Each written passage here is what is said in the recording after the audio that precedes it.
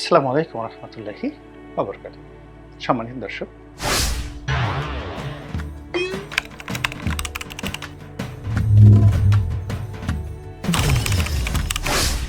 ইচ্ছে ছিল বিএনপিকে নিয়েই ভিডিও করব, সরকার নিয়ে কথা বলবো, জাতীয় পার্টিকে নিয়ে কোনো ভিডিও করব না, আর জিএম কাদেরকে নিয়ে কোনো কথাই বলবো না।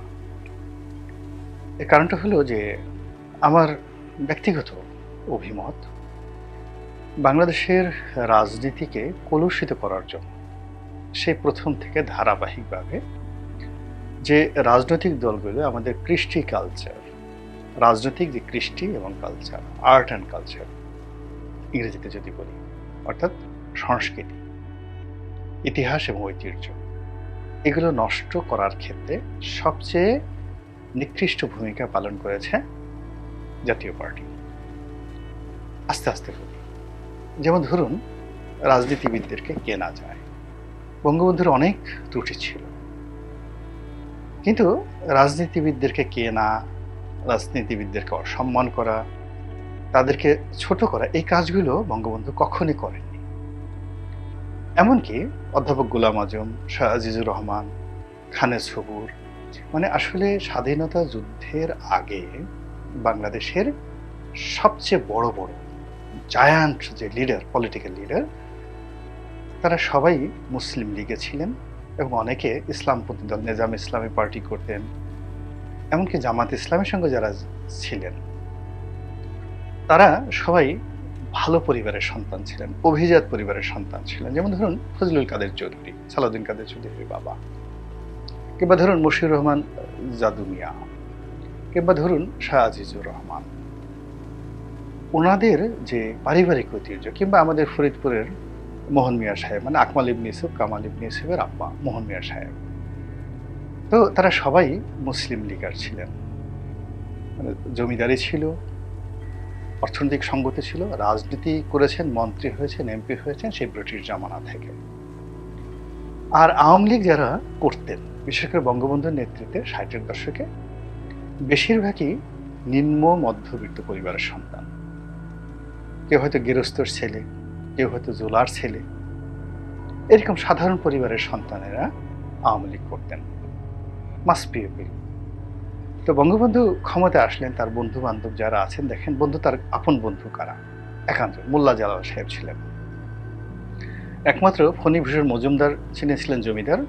এছাড়া মোল্লা জালাল, শামসুদ্দিন মোল্লা, তারা সবাই সাধারণ পরিবারের সন্তান। তো বঙ্গবন্ধু নিজেও সাধারণ পরিবারের সন্তান ছিলেন, কিন্তু তার মধ্যে যেটা ছিল, তিনি সম্মানিত রাজনীতিবিদদেরকে কোনো অবস্থাতেই তার শাসন আমলে অসম্মানিত করেননি। বললেন আব্দুল হামিদ খান ভাসানীর সঙ্গে তার রাজনৈতিক বিরোধ ছিল, সেটা নিয়ে ওই 1957 সনে একটা মারামারি হয়েছে বিটিএস সিনেমা হলে, ওটা একটা আলাদা প্রশ্ন।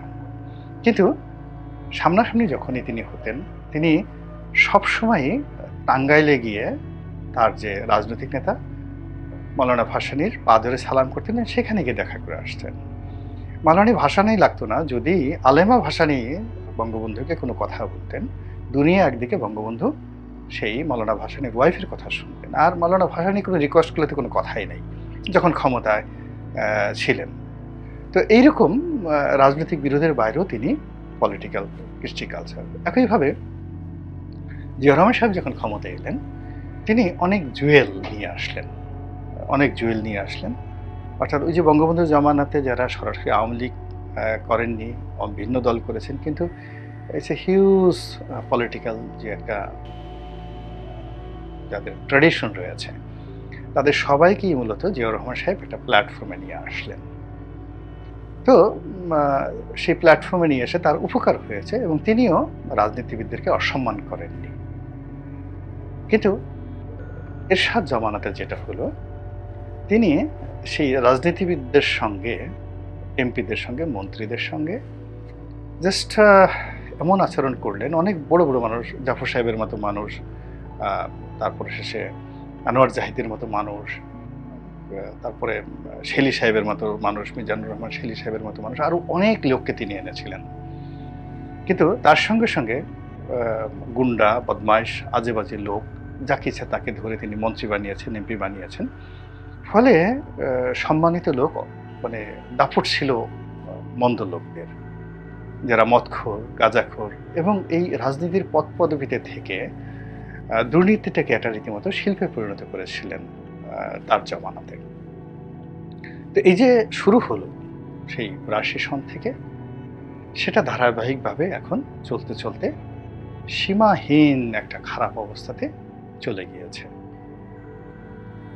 তো এই যে রাজনীতির যে কৃষ্টি এবং কালচার, সেই কৃষ্টি এবং কালচারে আমরা এখন যেভাবে মানে আহত হচ্ছি,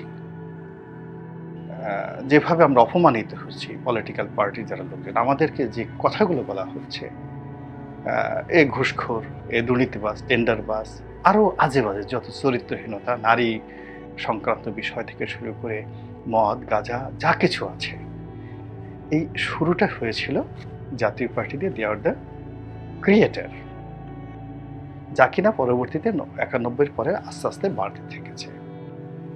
তো সেই দিক থেকে জাতীয় পার্টির প্রতি আমার একটা ব্যক্তিগতভাবে এই রাজনীতির কালচার নষ্ট করার জন্য আমি সবসময় তাদেরকে সমালোচনা করে আসছি। ব্যক্তিগতভাবে হুসেইন মোহাম্মদ এরশাদ সাহেব আমাকে খুবই স্নেহ করতেন এবং তিনি চাইতেন যে আমি তার সঙ্গে কাজ করি।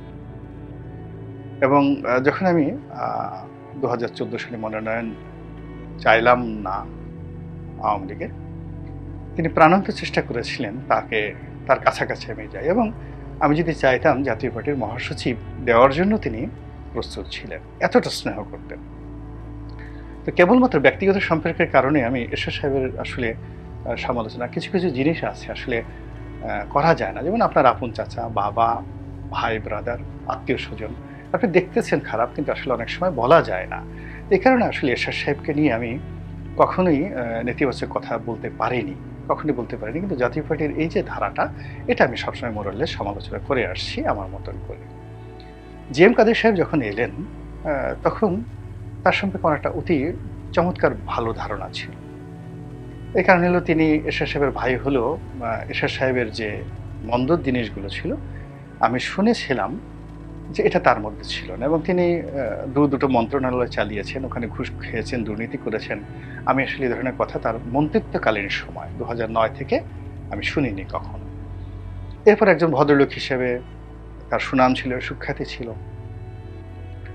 তারপর শিক্ষিত জন হিসেবে, হিজ ইঞ্জিনিয়ার, শিক্ষিত জন হিসেবে তার একটা সুনাম সুখ্যাতি ছিল। এই জন্য আমি তার একটা গ্রেট অ্যাডমায়ার, তার সঙ্গে আমার নিদারুণ ব্যক্তিগত সম্পর্ক ছিল। তিনি আমাকে অতিশয় স্নেহ করতেন এবং আমার মধ্যে কোনো ব্যক্তিগতভাবে কখনোই বিরোধ হওয়ার কোনো রিজনও নাই, কারণও নাই। দীর্ঘদিন এই সম্পর্কটা ছিল।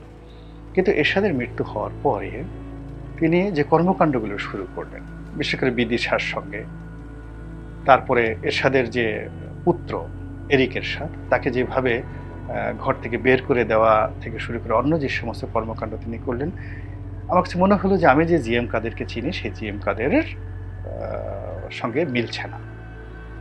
এরপর তিনি সেই ২০২৪ সনের নির্বাচনে তিনি যখন আওয়ামী লীগের সঙ্গে গেলেন, এই সময়টাতে তিনি যদি সাহস দেখাতে পারতেন, এমনকি যদি বেগম রওশনের সাথেও যাইতেন, তিনি আলাদা থাকতে পারতেন, তিনি কিন্তু এখন অমরত্ব পেতেন, এই মুহূর্তে অমরত্ব পেতেন।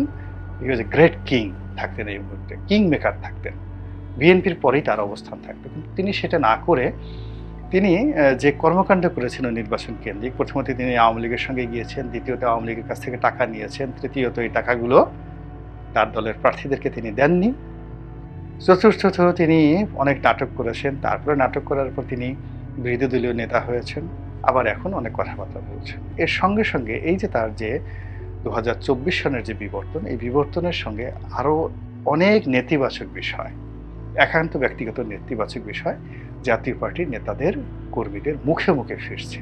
তিনি রুমের মধ্যে কি করেন, হোটেলে কি করেন, এই সমস্ত বিষয়গুলো বলা বলি হচ্ছে, যেগুলো মানে একজন বয়স্ক লোক সম্পর্কে এগুলো বলতেও বাধে। ফলে কি হচ্ছে, তার সম্পর্কে আমার যে নেতিবাচক যে চিন্তা চেতনা এই যে তৈরি হয়েছে, এই কারণে আমি এই তাকে নিয়ে সমালোচনা করেছি, বেশ কয়েকবার সমালোচনা করেছি। তো সমালোচনা করতে করতে করতে করতে এখন দেখা গেল যে তিনি এতটা পচে গিয়েছিলেন যে তাকে নিয়ে আলোচনা করা বা সমালোচনা করাটাও যাকে বলা হয় এক ধরনের ব্যর্থতা। তা আমি আসলে এই কাজটি করতে চাই। মানে আমি মনে করেছিলাম যে জি এম কাদের সাহেবকে নিয়ে আর কোনো ভিডিও করব না। কিন্তু এখন হঠাৎ করে রাজনীতির যে একটা অবস্থা তৈরি হলো, এরকম জি এম কাদেরের মতো মানুষ যারা ব্যাকফুটেজে চলে গিয়েছেন এবং আমাদের মতো যারা মানুষ তাকে নিয়ে সমালোচনা করতাম, তারা ধরে নিয়েছিলাম যে না, এই মানুষটাকে নিয়ে আর কোনো তিনি সমালোচনা করার পর্যায়েও নেই। এখন জাতির দুর্ভাগ্য যে আমরা আবার তাকে নিয়ে আলোচনা করতে বাধ্য হচ্ছি, এবং এই সময়টিতে তিনি হঠাৎ করে কি কারণে কিভাবে জ্বলে উঠেছেন এটা আমি বলতে পারবো না। আমি বুঝতে পারি কিন্তু আমি বলতে পারবো না। আমি টের পাই কিন্তু আমি বলতে পারবো না, আপনারা আন্দাজ করে নেন। তার এই সাহস হলো কি করে? তিনি এখনো পর্যন্ত বাংলাদেশে আছেন। আওয়ামী লীগের যেখানে বড় বড় মন্ত্রী, এমপি থেকে শুরু করে সব শুয়ে পড়েছেন।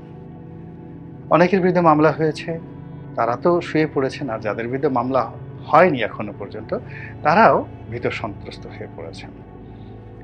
তো সেখানে জনাব জি এম কাদের এখনো পর্যন্ত বহাল তবিয়তে। তিনি রংপুরে যাচ্ছেন, সেখানে সমন্বয়কদেরকে তিনি চ্যালেঞ্জ জানাচ্ছেন, সমন্বয়কদেরকে সেখান থেকে তাড়িয়ে দেওয়ার হুমকি দিচ্ছেন। তারপর রংপুর, দিনাজপুর, কুড়িগ্রাম, নীলফামারী এই বিশাল অঞ্চলকে নিয়ে কেন্দ্র করে জাতীয় পার্টির যে পপুলার ভোট রয়েছে সেগুলোকে নিয়ে তিনি মুভমেন্ট করছেন। তিনি ঢাকা শহরে ফ্রিলি ঘুরছেন, গণভবনে যাচ্ছেন, বঙ্গভবনে যাচ্ছেন, সব কিছু মিলিয়ে একটি মিস্টেরিয়াস চরিত্র, যেখানে এই সরকারের যাকে বলা হয় ক্ষমতা আসার যে ক্ষেত্র, অধিক্ষেত্র, আমি বাংলাদেশে যারা তৈরি করেছেন আমি তাদের কারোর নাম বললাম না। ধরুন দেশের বাইরে, তো দেশের বাইরে শাহেদ আলম আছেন, কনক সারোয়ার আছেন, তারপর পিনাকি আছেন, ইলিয়াস হুসেন আছেন। তারা কিন্তু সবাই সেই দীর্ঘদিন ধরে জীবন দিয়ে, যৌবন দিয়ে, মামলা খেয়ে, মোকদ্দমা খেয়ে, সব কিছু করে তারা এই সরকারকে ক্ষমতা আসার একটা গণঅভ্যুত্থান ঘটানোর জন্য কিন্তু প্রেক্ষাপট তৈরি করেছে। এমনকি ওই যে একজন কর্নেল শহীদ ছিলেন, আর একজন ক্যাপ্টেন শহীদ ছিলেন, মারা গেছেন ভদ্রলোক। মানে ভীষণ রকম এই মানুষগুলো তারা সুদীর্ঘ কাল ধরে, ডক্টর তাজ হাশিমি আছেন, তারপর তাসনিম খলিল আছেন, তাসনিম খলিলের পরে সেই যে আল জাজিরার সাংবাদিক যিনি আছেন বাইরে থেকে জুলকারনাইন, তারা সবাই কাজ করেছেন যার যার জায়গা থেকে। বাংলাদেশে তো অনেকেই করেছেন, বাংলাদেশের কারণে আমি বললাম না, কিন্তু আমি দেশের বাইরে। তো এই একটি মানুষও যাদের কারণে ক্ষমতা আসছেন তাদের নামটি পর্যন্ত উচ্চারণ করা হয়নি ক্ষমতার কেন্দ্র থেকে, তাদেরকে একটা থ্যাঙ্কস লেটারও দেওয়া হয়নি। কিন্তু দেখা যাচ্ছে যে ঠিকই যমুনাতে গিয়ে সেই প্রধান উপদেষ্টার সঙ্গে বৈঠক করা থেকে শুরু করে সবই জাতীয় পার্টি তিনি করেছেন। আবার সেই জাতীয় পার্টির অফিস আগুন লাগিয়ে দেওয়া, ভাঙচুর করা, আবার তাকে সংবাদ সম্মেলন করতে দেওয়া, তারপরে আবার সেই সংবাদ সম্মেলনে তিনি যে পাল্টা হুমকি দিলেন, হুমকি দেওয়ার পরে আবার সেই যারা তার অফিস আক্রমণ করলেন তারা ব্যাকফুটেজে চলে যেতে বাধ্য হলেন। সব মিলিয়ে আপনাকে মনে হচ্ছে না যে এখানে একটা মহা নাটক হচ্ছে? কিংবা আপনাকে মনে হচ্ছে না যে এখানে একটা চক্রান্ত হচ্ছে? কিংবা আপনার কি মনে হচ্ছে না যে এখানে নিয়তি পেছন দিক থেকে খেলে দিচ্ছে, সুতো নাড়াচ্ছে কিছুর জন্য? কিন্তু ঘটনা যাই হোক না কেন, জি এম কাদেরের এই যে বর্তমান অবস্থা, এটার পেছনে শাসক যারা আছেন তাদের ইন্ধন থাকতে পারে, আওয়ামী লীগের ইন্ধন থাকতে পারে, ভারতের ইন্ধন থাকতে পারে, আমেরিকার ইন্ধন থাকতে পারে, অথবা কোনো কিছুই নেই। প্রকৃতি জনাব জি এম কাদেরকে একটা সুযোগ করে দিয়েছে, এবং যে কোনো কারণেই হোক না কেন এখন আমি বা আমাদের মতো এরকম অসংখ্য লোক জাতীয় পার্টিকে নিয়ে যারা আলোচনা বন্ধ রেখেছিলাম তারা এখন জাতীয় পার্টিকে নিয়ে আলোচনা করতে বাধ্য হচ্ছি, এবং জনাব জি এম কাদেরের বক্তব্য সমর্থন করতে বাধ্য হচ্ছি। এবং আমি বলতে বাধ্য হচ্ছি যে এই সময়টিতে যখন সরকারকে চ্যালেঞ্জ জানানোর ক্ষমতা বিএনপি পাচ্ছে না, জামাত পাচ্ছে না, তো সেখানে জনাব জি এম কাদের ঘুরে দাঁড়ানোর সাহস দেখাচ্ছেন, নিঃসন্দেহে আপনি প্রশংসা না করে কিভাবে যাবেন? তো তার এই যে বীরত্ব, এই বীরত্ব কে তৈরি করে দিল? এবং এই বীরত্বের পরিণতি কোন দিকে যাচ্ছে? এটা নিয়ে আপনিও চিন্তা করতে থাকুন, আমরাও চিন্তা করতে থাকি। আল্লাহ আমাদের সবাইকে হেদায়েত দান করুন এবং হেফাজত করুন। আসসালামু আলাইকুম ওয়া রাহমাতুল্লাহি ওয়া বারাকাতুহু।